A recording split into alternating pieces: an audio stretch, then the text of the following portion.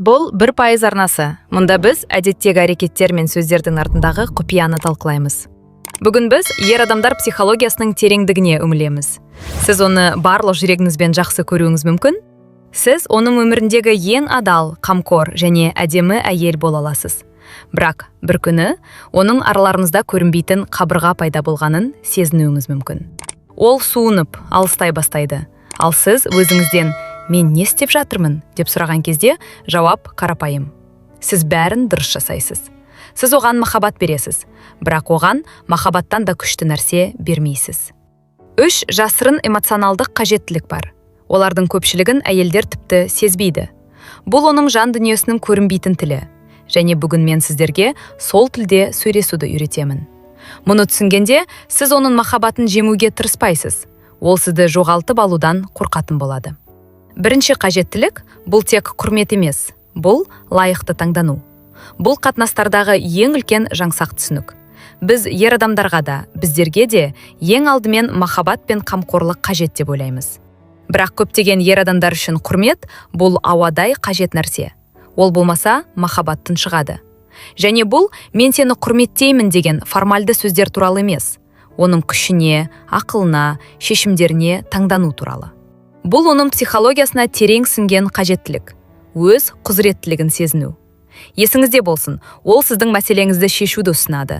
Ал сіз әдетте бұл жұмыс істемейді, немесе қаласаңыз мен өзім жасайын деп жауап бересіз. Осы сәтте сіз тек идеяны жоққа шығарып қана қоймай, оған сен қабілетсізсің деген сөзді бейсаналық түрде жеткізесіз. Бұл кішкентай жарақат. Ол уақыт өте келе терең жараға айналады. Ал енді басқа бір көріністі елестетіңіз. Сіз «Қызықты ой, мен сенің бұны ойлағаныңды бағалаймын, кел талқылайық» дейсіз. Сіз міндетті түрде келісуге тиіс емессіз, бірақ оның құндылығын мойындадыңыз. Оның ниетіне сенетіндігіңізді көрсеттіңіз.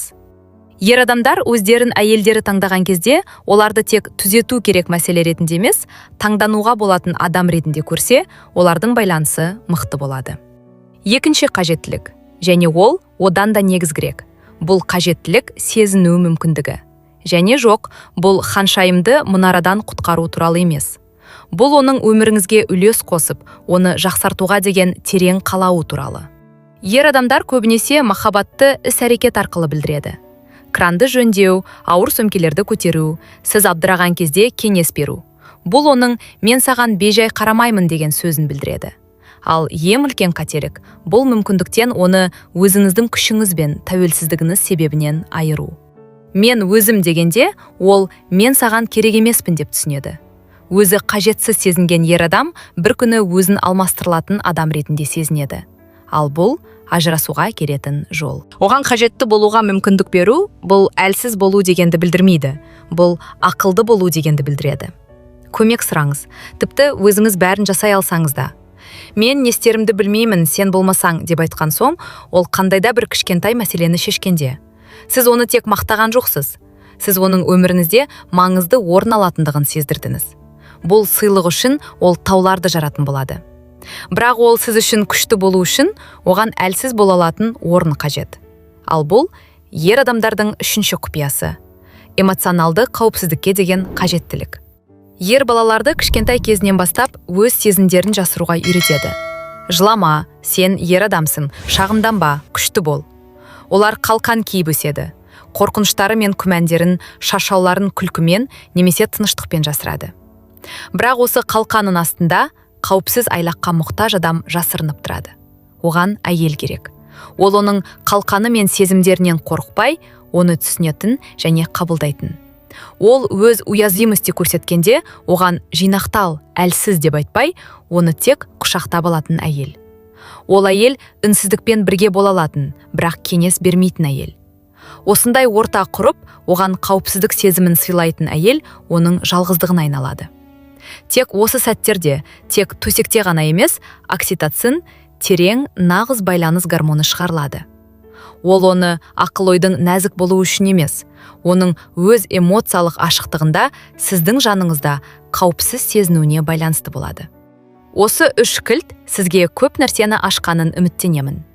Егер сіз бұл пайдалы деп тапсаңыз, және мұндай терең қатынастарды талдауды көбірек қаласаңыз, дәл қазір лайк басып, арнаға жазылыңыз.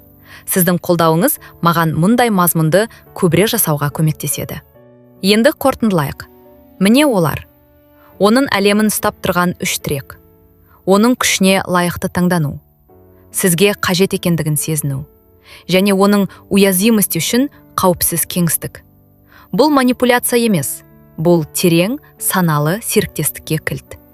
Осы кодты түсінгенде, сіз оның неге жаман болғанын түсінбейсіз. Сіз ол кетпейтін әйел боласыз.